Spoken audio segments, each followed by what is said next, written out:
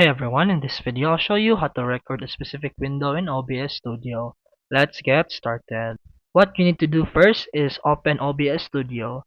At the bottom left under Source, hide or disable any existing sources by clicking the eye icon next to them. Next, decide which window you want to record. For this demo, I'll use Folder, but you can use any app or program.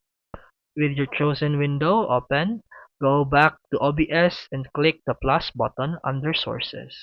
And after that, select Window Capture. Name your new source, for example Folder, and click OK. In the Window drop-down menu, select the application or window you want to record, then you'll see a live preview to confirm. Leave the capture method on automatic unless you run into issues. In that case, switch to Window 10. If you want your mouse cursor to be visible, make sure Capture Cursor is checked. Then click OK. Now you can adjust the position of your capture. Right click the source, then go to Transform, then Fit this to Screen to center it. You can also resize or reposition it manually. Once everything looks good, select your new source and press start recording. And that's it for today's video. If you found this helpful, please like and subscribe for more videos.